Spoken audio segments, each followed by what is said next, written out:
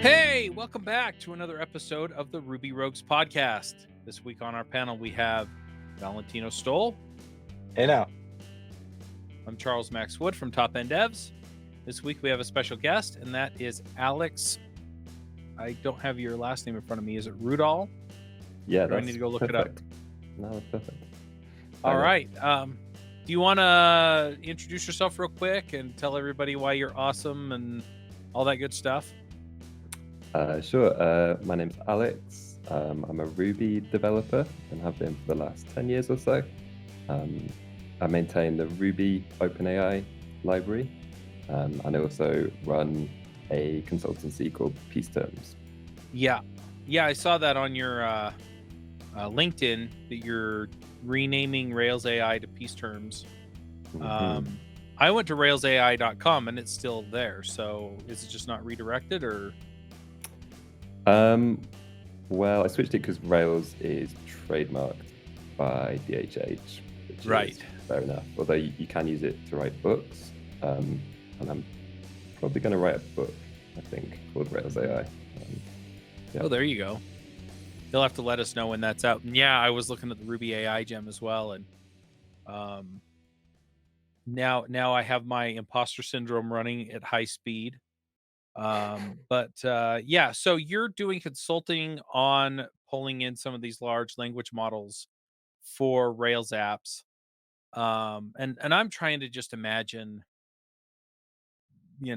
where you would use it. And just some of the places I've seen stuff like this is, for example, I've been using ClickFunnels lately, and you can highlight a bit of text and you can tell it to rewrite it and stuff like that. I'm assuming that's something similar to that. And I've seen chatbots.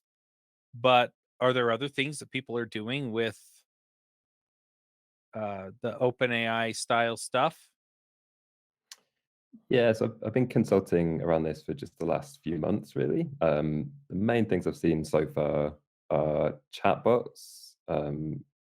Yeah, kind of forms like you mentioned to generate copy or edit copy. But then like pipelines for kind of knowledge retrieval, like people uploading PDFs and then you do embeddings around it, and then ask questions about that data. Oh, I feel okay. like Hang on.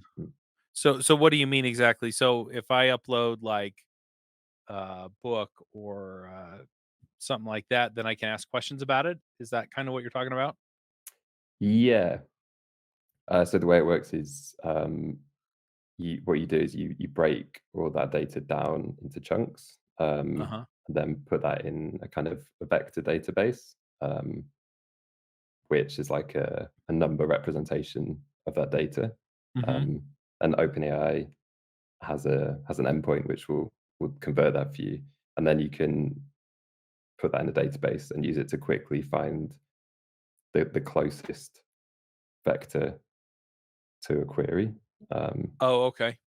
Yeah, Sorry, I so it's quite. interrupted you. What else are people using this for then? That's okay.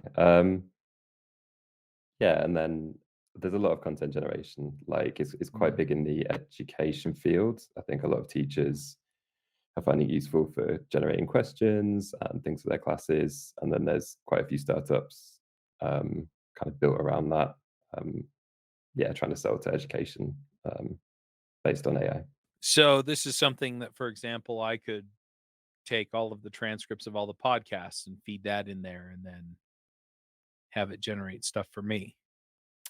Potentially, yeah, yeah. The thing is, yeah, I maintain the Ruby OpenAI gem, but to be honest, I wouldn't say I'm necessarily like a AI expert. Um, like I can tell you a little bit about how I got into that, if that's Yeah, that'd be interesting. awesome. Yeah, yeah. So back in 2020, it was like a lockdown in the UK, and I was quite bored on the weekends and spending a lot of time on Hacker News, as I'm sure you guys do as well, probably. And yeah, I saw that a user called GDB had posted that he worked at OpenAI, and that they're releasing a new API, and he was looking for people to try it out with his email address. So I got in touch, and that was the CTO of OpenAI. and he kind of gave me early access. And I had this idea for a startup, which would be kind of um, a way to sort of fill out sales questionnaires for government procurement using AI, which was I don't know, an okay idea, but I realized that there was no library to make it easy to do that, to work with the OpenAI API. So I ended up putting together a really basic gem to do that and release that. Um, and then I kind of failed to continue with my startup idea, um, but gradually built up the gem. Um, and I just kept like contributing to it gradually. At first, I was the only user, and then a few other people started using it and making requests, and I'd add new bits to it, and it kind of snowballed from there. And I think now it's had over 6 million downloads. And it's quite widely used, including at some big companies like Shopify and places like that. But all the way through, I was just kind of wrapping the OpenAI API. So I wouldn't say I'm Hmm. necessarily like an AI expert. I'm more a Ruby AI wrapper expert. Yeah, I mean, you keep making that caveat, but the thing is that one of the beautiful things about the internet and the way that all of this stuff works is that I don't have to be an AI expert, right? I mean, it's fascinating and it's fun to dive into, but at the end of the day, there's an API that I can hit that will do the thing, and then I get the result that I need, and I Mhm. can build the app, and it opens up a different level of creativity, right? The AI expertise takes a certain level of creativity. Don't get me wrong, Mm. but yeah, I mean, don't sell yourself short because writing against this API and giving people the tools to kind of open up this world, that's very cool. Yeah. Thank you. One thing I'm finding is that everyone I talk to about this stuff says, "Oh, we're only doing something basic." But I think everyone is so new to a lot of this AI stuff that they all feel like they're beginners. I think one of the things I am really good at is writing documentation, and I think that was really important in the popularity of the library, because I always tried to make sure everything was documented in the README, and I tried to aim it so like a junior developer who was brand new would be able to just copy and paste a bit of code, um, and use that. And I think that really contributed to the popularity of it, because a lot of libraries have good documentation, but often you can copy some code and it won't quite work. And I think for junior developers that can be quite difficult.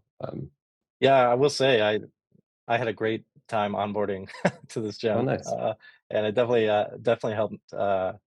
Even just thinking of like stability of the tools that you're using. Like if something works right away as is documented, like that's a great sign. uh, That's awesome. Thank you. but also like it's been pretty stable. We've obviously this hasn't been a year yet, but it's coming close. Mhm. But everything is still moving smooth, even though maybe the underlying stuff isn't. The shifting sands of OpenAI. But yeah, I'm curious because you have quite a few other gems here. Midjourney and Anthropic and things like that, kind of that are still AI related. I mean, have you been inspired by creating any of these things? Like, hey, maybe like "Here- here's something else cool that you can do Mm, with this thing, and how are you going about like documenting your process? mm. Um, to be honest, I've wanted to work in the AI area for a long time. Like when I was younger, I wanted to be a sci-fi writer, and I wrote a sci-fi novel. Um, Oh, cool. Can I get my hands yeah, on that? yeah, you can. I can send you one, or you can find it on Amazon. It's called Inkers, Inkers. It's pretty decent. But I kind of wrote that and realized that I hate writing fiction. Find it very painful. But a lot of that book is about AI and how AI is going to destroy the world, basically. So I was like, oh, maybe I should get into that industry.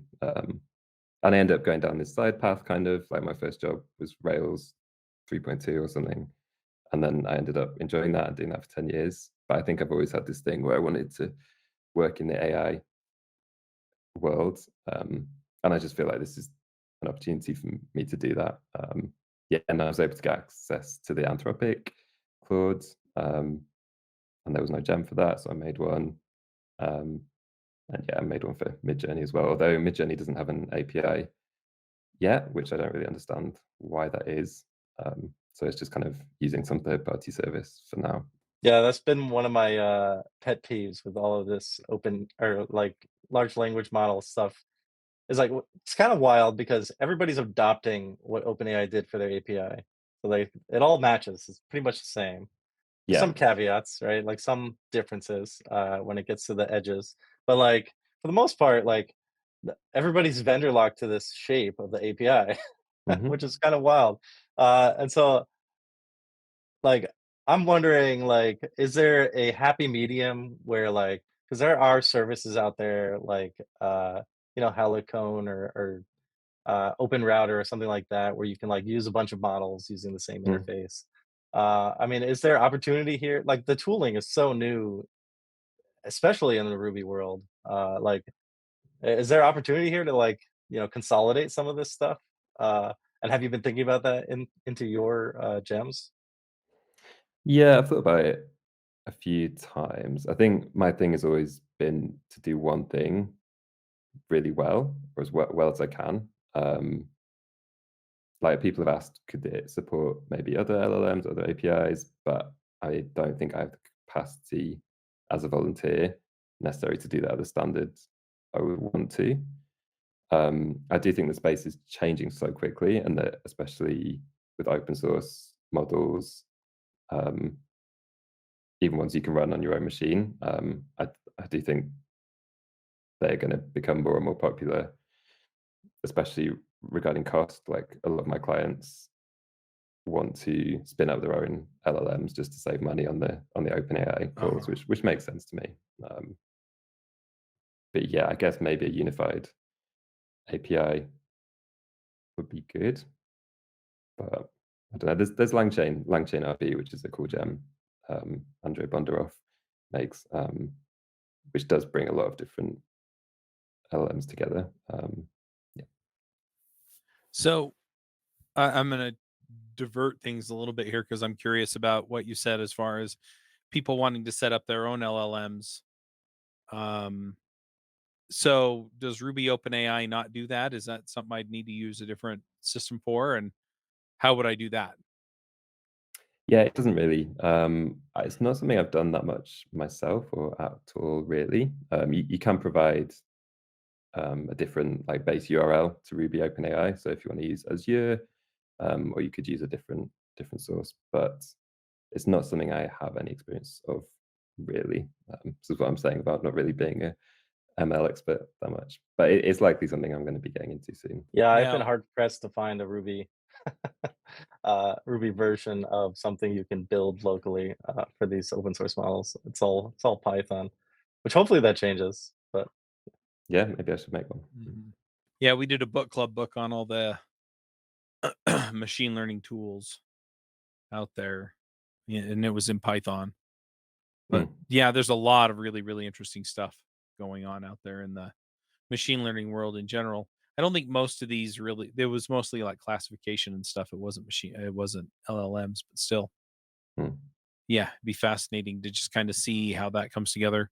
Um, so you would go and use some tool that allows you to feed data into your LLM and then have it build your model for you.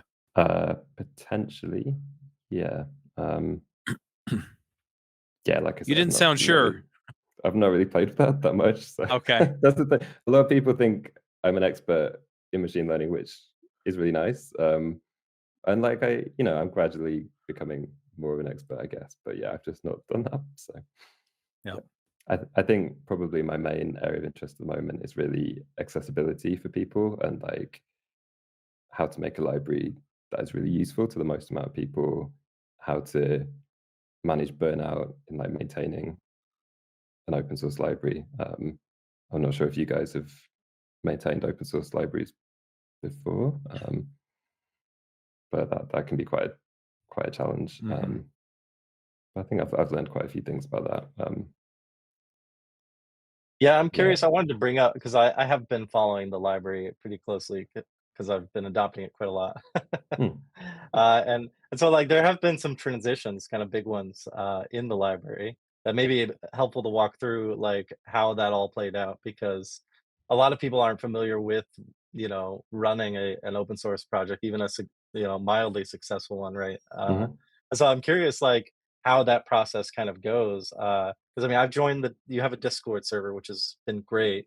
Oh, cool. Just getting feedback, from everybody before you submit. Like that's one of the biggest downsides of GitHub issues, in my opinion, is like you ask a question and then there's just like this long form, like back and forth, which it can be nice, but when you're trying to like just gauge whether something is even, worthwhile to do, it's like kind of like a waste of time, to be honest. Whereas like Yeah. if you just join a chat and you're like, is this something you want to do? You just say no.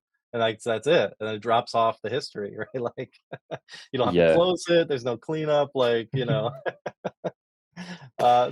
that's been great. But like, so as an example, under the hood, you had, uh, kind of just been using like, uh, I forget, some Ruby HTTP library. I forget which one it was, and then Yeah. you made a pretty pivotal change to like Faraday, and I think that was to support streaming Yeah. requests. And so, like, how does a transition like that work from like an owner of the repository, right? Like, how do you decide you want to do that, and then do you just make the decision and go with it and hope that it doesn't break for everybody? Like, how does that Hmm. whole thing work out? Yeah, that has definitely been a learning curve for me. I think it helped that the library did grow quite gradually in popularity. So early on, there was no one except me using it, and then there were just a few core users who actually contributed a lot, but that was very manageable, like, and they were all quite good and yeah, kind of expert developers. A lot of them a lot smarter than me, a lot better developers than me. Um, I think what I've always tried to do is follow demand. So if someone requests something, I don't do it straight away. Like I'll try and hear from other people, wait for more people to demand that, even sometimes wait for people to like angrily demand changes. Because then it's like, okay, then there's really a problem and they really need something. Um, and after that, yeah, try and ask for PRs from people who are better developers than me. Um, Often there'll be like two main PRs for a big change that different people have done, and that can be really good for like comparing the advantages and disadvantages. Yeah, switching to Faraday, that was probably the biggest decision. Um, Again, I always try and prioritize usability, and I want to make it as easy as possible for junior developers to use. And Faraday seems like probably the widest used HTTP library, maybe the best documented, the most flexible. We looked at some other ones like Typhus,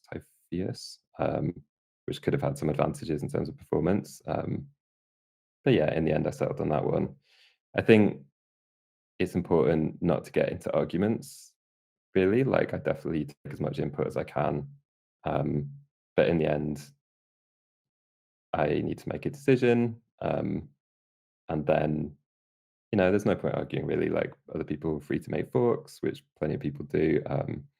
Um, yeah. And I try and limit breaking changes as much as possible, kind of bundle them together. Although we're already on version 6 now, so there's been quite a few at this point. But still, I try to really limit breaking changes. Yeah, I really think testing is very important as well. There's a good test suite. I use VCR, and before I do any release, I run the test suite against the live API to make sure everything works, and I have a kind of test project that I test the gem in as well, because I don't want to break it for thousands of people. Yeah. Yeah, it's really funny you mentioned that because of how difficult it is to kind of test these stupid tech streams. For one, I guess kind of just like the lack of ubiquitous support in general for them. Uh, but two, they're just like they're spotty, right? Like you could have something like start and then just wait and hang there for a little and then come back with something that maybe it shouldn't. At times. But the protocol itself, it works as expected, but the response doesn't. uh, and so Yeah. how do you kind of like you just keep adding tests as they come up kind of thing? Or is there kind of just like a, all right, we're not gonna add any more like conditions to this, like if it breaks at those edges, like, that's not really our problem. I try and add a good amount of tests for confidence. But yeah, stuff like around streaming and SSE and stuff. Fortunately, I had some really good Shopify engineers do some contributions recently. Guy called Ates, and he made like a separate gem to help with SSE parsing, which I just didn't really understand properly, I think, and that solved a lot of problems with it. So I think just leaning on better developers than you and knowing when to accept their contributions is really important. Like you can't test, you can't write aspect tests for all the edge cases at all. That's just to make sure I'm not breaking anything too important, I think. Yeah, and then always doing a manual check just to make sure it does actually work. Yeah, that's fair. And I mean, it kind of brings me to my next point, like kind of the lack of tooling available for this specific kind of I guess behavior. It's like, in the Ruby, it's kind of like a different way to program Ruby, in a way, right? Where uh Mm, it's a lot of async stuff, but not necessarily, it's still like synchronous. Uh and so it does take a kind of a bit different, like, because there's so long of a request, right, for a lot of things. Like, let's mhm, say, you wanna break down a file, if you wanna do Q&A on something, like, there's a whole bunch of front loading you have to do to make sure that's indexable, right? And mhm, there's, like, long processes involved in a lot of this stuff. And so latency obviously is a huge issue if you're not doing it right. And so I don't know, it's been hard for it's hard for me as a Ruby developer to kind of, like, grapple with all of the different ways that you kind of have to frame your thinking. mhm. Have you found that this is like a common pattern, and like, are there any like tools that help like reason about it better? Yeah, I actually built one this week for a client. If you're talking, yeah, about kind of judging the quality of the responses you're getting back from the LLM, because yeah, I think that is a new paradigm because in a way there's a lot of different correct answers that you could get back from the LLM. So that's quite different to writing software where you want to get the same thing back every time, obviously. Right. But the tool I built, there's various ones. OpenAI has their own one called evals, um, which is a way of Python. using it's Python. Yeah, I think there is a Ruby implementation, but I think in LangChain there is. But I just built my own structure this week to sort of run a bunch of the inputs that we know we want to run with a fixed set of data, um, to kind of just test the quality of the responses, and it just uses ChatGPT to kind of give a grade, um, of how good that response is. So I think there is a huge tooling gap there, to be honest. I think all this stuff is so new and developing so fast, but I think as a community, we will need to come up with tools, probably using AI to test the AI, if you see what I mean. Yeah.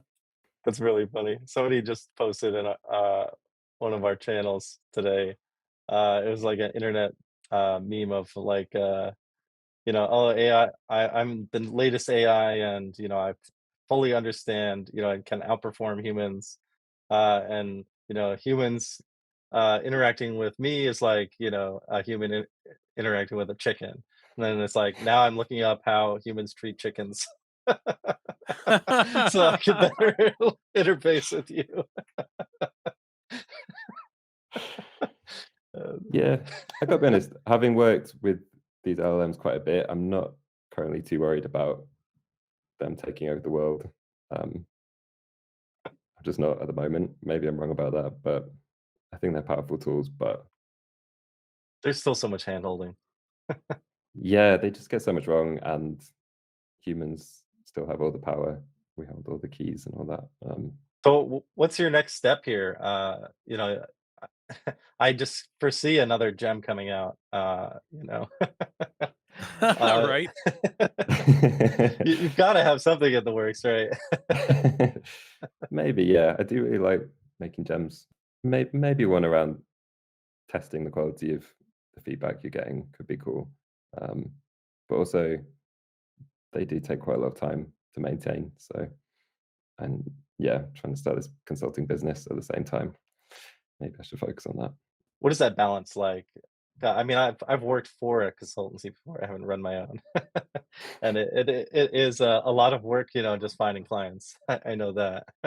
Yeah. So how do you find the balance for like, clients, searching for clients, working for clients, and then also like supporting all your open source work, right? Like, Mm. are you finding like a good groove now, or is there just like a never ending, I gotta weigh one over the other at any moment?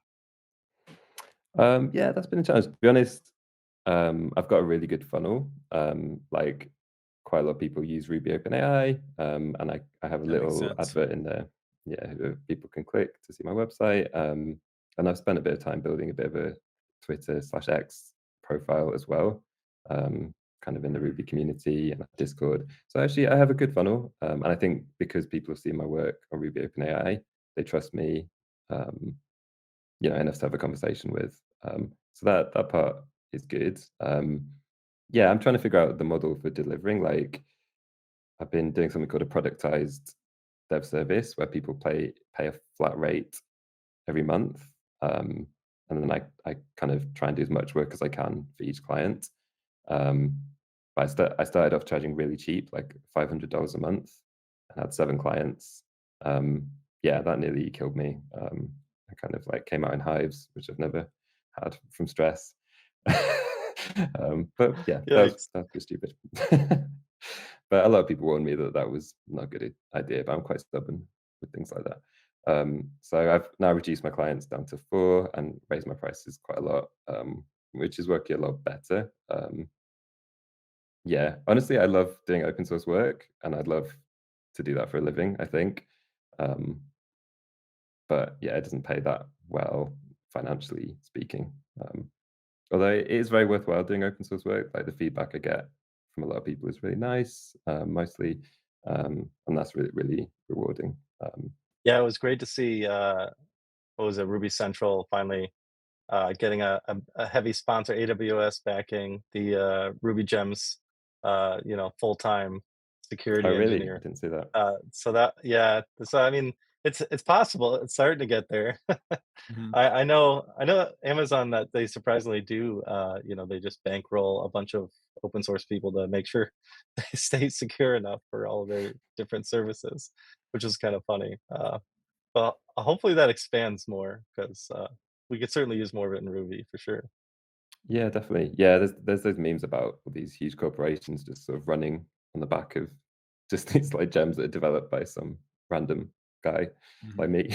But there is some truth to that, I think. Well, So if you you're the said that Amazon, Shopify's just using your stuff, and they're Yes, what, $1.5 billion company or something. So yeah, yes, they are. Yeah, dear Shopify sponsor Alex. right? yeah. I would welcome sponsorship from major corporations. That would be cool. Yeah, definitely get some of that Shopify money. It's funny that Shopify's come up because I literally signed up for Shopify yesterday. So Hmm, anyway, nice. I'm interested what you guys think about Ruby in general. Like, I listened to one of your older episodes today about is Ruby dying from like 2016 or something, and everyone's like, no, it's not. Um, I do wonder, like, Python seems to be kind of in the lead, especially in the AI world. Um, like, I love Ruby and I love writing it and working in it, so I guess that's why I'm quite committed to it. But yeah, I've got a lot of opinions here. yeah, same. I think we should probably keep it somewhat to, you know, futuristic or future looking technologies like AI. okay, Um, as far as the opinions go, Sure. just because I do want to kind of keep it on topic, but no worries. yeah, it's it's kind of an interesting place, and you kind of, I think your website's Rails AI, and so we kind of get into that too. And Rails, I think, has made some major strides in becoming or remaining relevant. And so, pulling in, Ruby OpenAI or something else that allows you to connect to some of these APIs and things like that. Um, and I think this is the same in general for things like Node.js and whatever, is if you can connect to something that will do what you need, or you can use an open source thing that will do what you need, um, then it doesn't, it matters less and less and less what your primary language is. Mm, So then it's just a matter of, what's the right tool for the job, right? And so, to the point that I made earlier, um, if we're talking about, AI and whether or not we should have imposter syndrome around building our own AI engines and whether or not we're doing that in Ruby, it may not matter, right? What may matter is that we can pull in what we need, we can get the models built that we need. We don't have to be complete experts in the soup to nuts implementation, and right? And so then we can write the logic that makes sense to write in Ruby. And then yeah, if you go down the line to get into ML ops or things like that, data munging and all that stuff, then yeah, you may wind up doing some of that in Python. Which I don't know that that's a bad thing. I think in my world, yeah, I'd prefer to do it in Ruby, but I don't know. I don't think it's going to be as big a deal as people make it out to be, unless mm, you're in the thick of building your models yourself. So as far as the rest of it goes, again, it's just where the utilities are for what you're trying to use it for. And so, Rails, like I said, has made major strides forward in being a relevant option going forward on web development. mm, And Ruby continues to innovate and gain speed and concurrency and things like that in areas that matter to people who are trying to build stuff with it. So I think the future for it is looks good. mm. Yeah, I'd Yeah, agree. I agree with that too. I mean, I would add on, like, I liken this whole wave, like, kind of to some of the earlier Ruby tooling, where, as an example, like, build tooling didn't exist before Rake, right, for Ruby, and then Jim Werik made Rake, and then build tooling was just, like, possible, and so many things happened. Uh, and we kind of haven't seen, like, machine learning get adopted on a mass scale, kind of like some of this other tooling is. And we are seeing quite a lot more like machine learning specific Ruby stuff come out now that people are getting more involved and they're like, well, I want to do this in Ruby. How do we make that happen? Kind of thing. And I have a feeling we'll start to see a new wave come about from that. And I think it's really just a matter of time because of the you mentioned, like, user experience, in your gems, like, that's true of the language itself. So, like, yeah, there are plenty of tools available in Python. People will use Python until they don't wanna use it anymore, right? Mm, And, if you start to, like, if you're a Rubyist and like you're familiar with all of the benefits of using Ruby as a language, just making some new tooling can drastically change your lifestyle if you're familiar with it, right? And so I think we'll see a lot more of that start to pan out, and that's where I think. I mean, I don't Mhm. Ruby is by far not dead. I have had a job for quite a long time and still, see plenty of open availability in Ruby. That's kind of how I gauge it personally, but like, I think it's just a matter of preference at this point. And, the tooling is really not that far of a gap. So like, yeah, there's more in Python, but like Python's still missing a lot too. So Yeah. Well, going into the use case thing again, I mean, you see people, a lot of the machine learning stuff's done in like Jupyter notebooks and things like that. Where if you get a really large model, Jupyter is no longer really a good option. But if you're playing around, it works really nice. That said, you don't see people building big apps in Django. I mean, they're out there, but not like what you're seeing people do in Rails, right? Um, and then depending on what people are building, yeah, our biggest show on top end devs is JavaScript Jabber, and a lot of people are doing stuff in Next and things like that. But again, there are some things where it's just really nice to have a solid, well built back end that does kind of the minimal amount of stuff and then makes the other stuff easy. Mm. And I think Rails nails that. And so I think it is a case by case basis and then making the right call on what technology you use. I Yeah, will I'd agree say with that.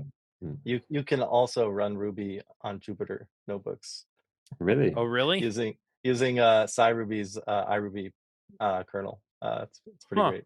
Hmm, did not know that. I'll have to check that out. Yeah, I definitely agree with you guys. I think there is right now this big gap in between the APIs and the LLMs and the business end of things. And I think Ruby and Rails is a really good language for business logic and for quickly building prototypes for business. So I definitely see a future for Rails Mhm. and AI. But I would say that. Yeah.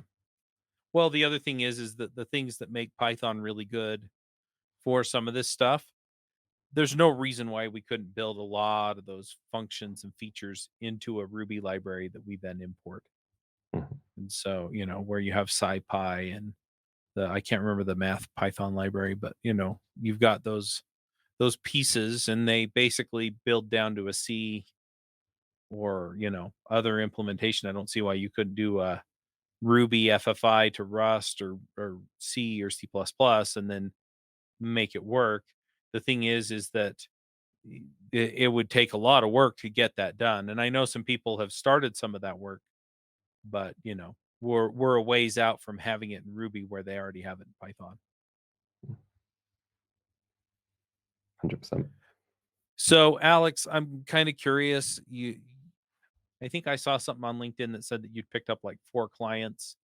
I don't know how much you can tell us about what you're doing for them, but I'd really like to get an idea of, okay, what are people paying consultants for to get AI into their apps?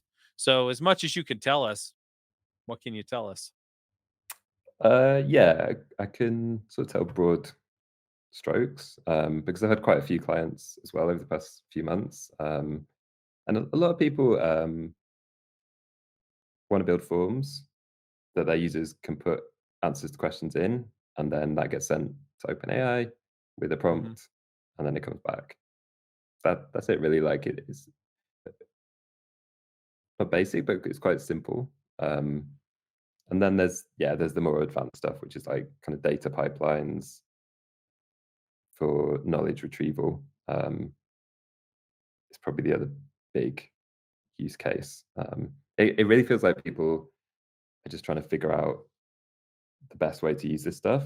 Like it's clear that there's a lot of value. And Mhm. to be honest, I do think that within like 3 or 4 years, most apps will have some LLM either embedded in them or they'll be having doing calls out to an API. That kind of seems inevitable to me now, but it's just so early and we're just kind of figuring out how to do that in a good, safe way um, that adds value to the user and doesn't just annoy them. Like a lot of the chatbots that we've had over the years just basically annoy people. It seems like, yeah. How do we not do that? So a couple of things I'm just going to ask you in a little more detail. So, and I'm just kind of scrolling through the OpenAI gem. So it looks like chat's one of the functions here. You kind of mentioned that, right? It's hey, ask a question, and it formulates it into a prompt, and then gets it back. Gets back a response, and right, you send it through. It looks like you can also have it do some kind of like identifying stuff in images. You can have it generate images. Mhm. Are you into any of that stuff, or are you mostly in? Or you can also have it like transcribe. Ooh, that's cool. Makes me kind of. I'm always looking for new ways to do stuff with the podcast. But yeah, so the speech to text, So yeah, so those kinds of things. Are you doing anything with those, or is it mostly just kind of on the chat level? It's almost all text and embeddings, Okay. the work I'm doing. The ability to identify things in images, that's only come out in the last month or so, I think. Okay. So that's quite new. I think that's so powerful, especially from an accessibility point of view. Um, I think that's a really big deal. But yeah, I've not seen it used that widely with my Okay. clients. Yeah. But Have the you image tried the generation. yeah. People tend to use that for decoration more Uh-huh. than, so just kind of putting a nice image at the top, something like that, in what I've seen. But Right. the audio, kind of text to speech is so good. I don't know if you tried that. It's so good. It's I surprisingly haven't. fast. It was a lot faster than I thought it would be. Yeah. Yeah, right now I'm using Cast Magic. Okay. So I'm paying for I have to pay for I got a lifetime deal, but we have so many shows that I had to pay for extra minutes. Mhm. And so I'm just kind of curious how that would go. I'm also curious how much it costs because don't you have to pay for your access to the OpenAI APIs? Yeah, so you pay for tokens or per request. And is it that expensive or I'm just curious. For transcribing text, I wouldn't think it's too expensive. It tends to get more expensive if you're sending really big chunks of text a lot, Okay. which can happen pretty easily if you're not careful working with text. Right. But I could, for example, yeah, just upload I guess that would be a big chunk because our audio files get kind of large sometimes. Could be worth a try. Yeah. Well, the thing that I'm imagining is that it'd be really nice to be able to have my team effectively upload the audio file and then have it just generate all the stuff. So generate the transcript, generate some show notes. Anyway, Yeah, sounds like a cool project. cool. I did see through the gems pull requests that some of the agent stuff, the new agent stuff, has gotten into the gem already. Have you had a chance to like play around with any of that yet, or uh, is there anything worthwhile in there? Yeah, I think so. I think it's probably the future of the API, to be honest. I think it is very new. What I've used so far, like you can give it files, you can make an assistant, give it files, and it will do embeddings on them on the OpenAI side, I think. And then you can ask questions about them. Um, I think right now it can probably, I'm not too sure, but I think it could be quite expensive. But I suspect that will change very quickly. Um, yeah, I think kind of OpenAI kind of combining features together like that is probably the future. And I suspect we'll end up with more APIs that can do multimodal um, input and output like that. Yeah, it seems very powerful. Yeah, I'm just I'm waiting for the day where it can just like figure it out for me. Yeah. I point at a database and say, okay, use this as reference, like find what you need. Yeah, but maybe it'll be able to do that, but it'll cost you $20 per request or something. Yeah, for the first year. Yeah, exactly. Cool. Well, if there's nothing else to dive into, let's tackle some picks. Valentino, you got some picks? Yes, I did have a pick here. I'm not finding it.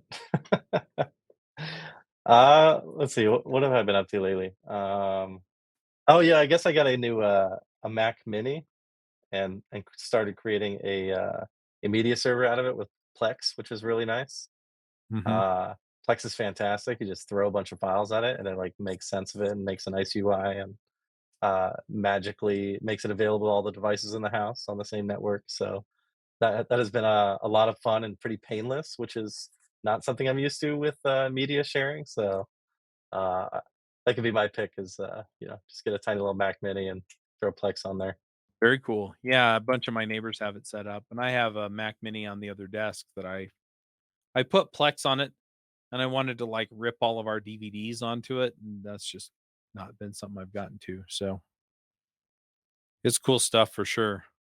We got a couple of picks here. I usually do a board game pick, and so I'm going to go ahead and throw out a pick for a board game that I've played recently.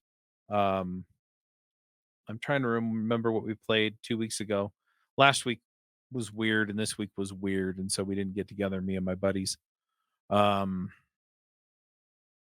but have I picked Happy Little Dinosaurs?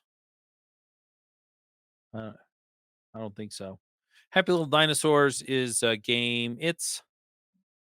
Um it's pretty simple game. It's not one that I would play with other adults. It's actually one that I play with my kids. And um my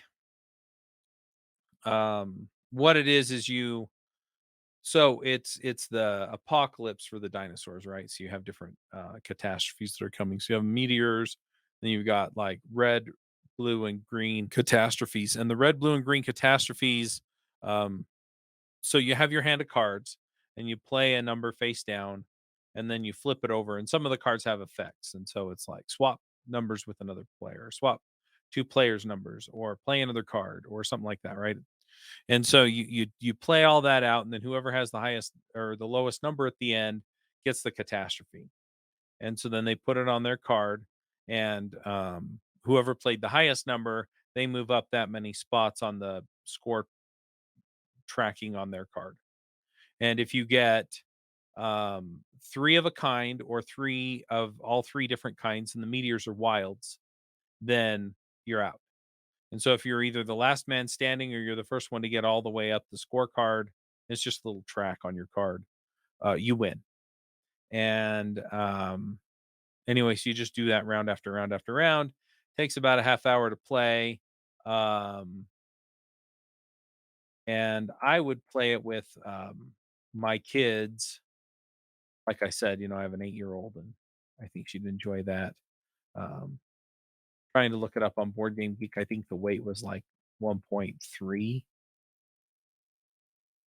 That's not it. It's made by the people who made Unstable Unicorns. If you've played that, um, let's see, 1.38. So yeah, like I said, real easy.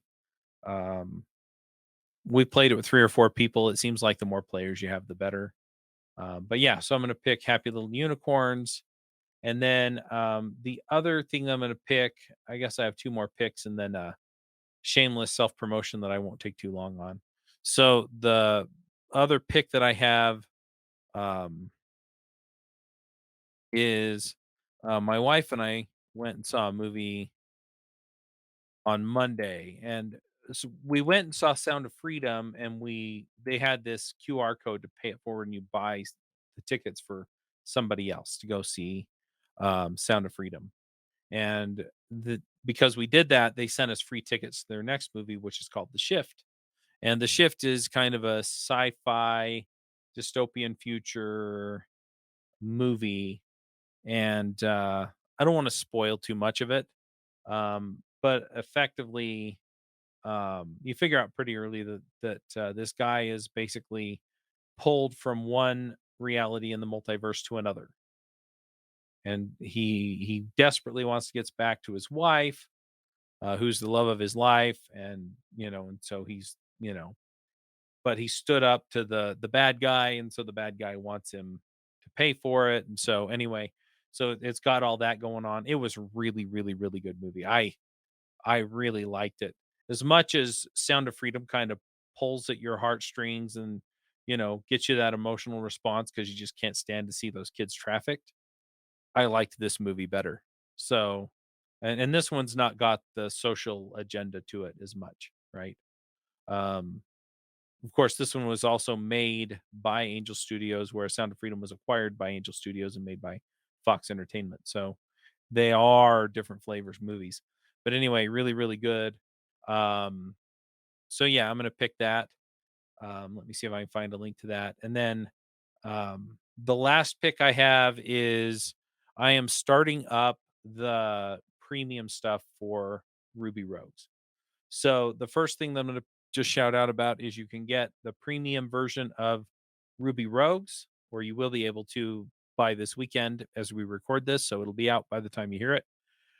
Just go to rubyrogues.com/premium or topenddevs.com/podcast/ruby-rogues/premium.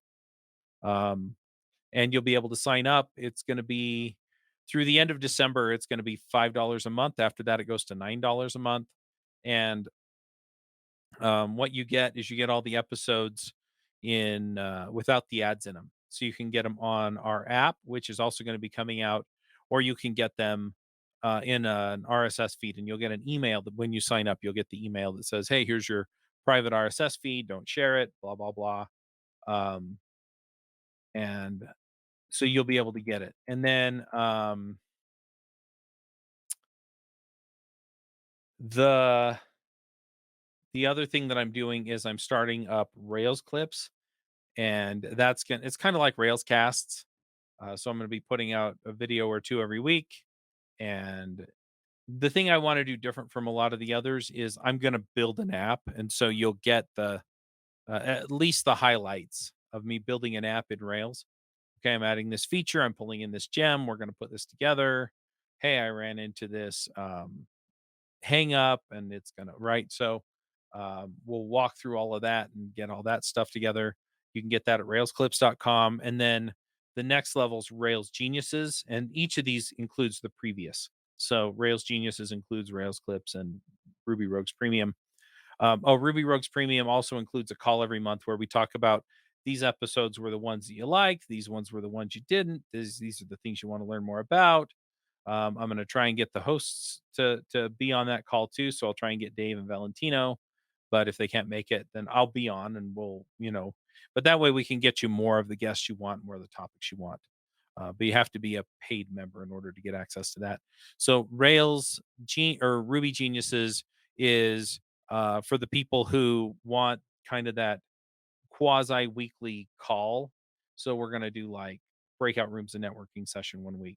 And then we'll have Alex come and actually walk us through using OpenAI, or we'll have somebody come on and say, "Hey," it might be me, right? "This is how I'm doing the deploys with Kamal," right? Or whatever. And so you will have something that's more kind of a presentation, and then we'll also have like an open Q&A. Yeah, and maybe I'll bring in another expert. Maybe we'll get somebody from Test Double or Evil Martians or something come on and answer questions. We're going to do at least 3 calls a week. The plan right now is to do 3 calls a week.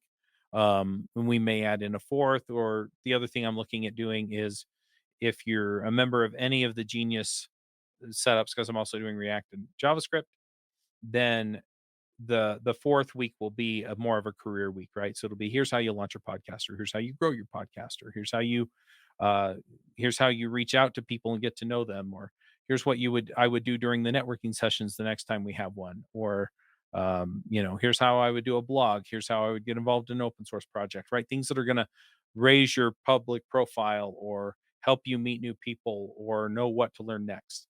So those are the kinds of things that are going to go on on those other weeks. So that's what we're looking at. That's going to be at rubygenius.com. So anyway, you can go check out any of those levels and see what makes the most sense to you. Um, all of those are basically going to be about half off through the end of the year. And then I'm going to raise the price to normal price. And if you get in after that, it's still going to be worth it, but you could have gotten a better deal. So anyway, that's what I'm working on. Alex, what are your picks? So I have two. One is the Ruby AI Builders Discord, which is a cool place where we discuss Ruby and AI. And Valentino, I think you're already on there, like you said. But yeah, it's I really just good. joined it. And thank you. And yeah, you occasionally see some Ruby celebrities on there, like you guys and a couple of others. And yeah, my other pick would be Andrei Bondarev's LangChain RB gem. It's a little bit newer than ruby-openai, but it's, in a way, it's a lot more ambitious because it's trying to bring together all the different AI APIs and do a lot of different things. check it out. It's got a lot of different toolings, and it's growing quite fast, I think. So I'll put the link in the chat to the Discord and that gem. And that's my picks. Awesome. All right, one last question. If people want to connect with you online, where do they find you? Best place is on Twitter or X / Alex Rudall. I will put that in the chat because it is hard to spell. That's me. Thank you.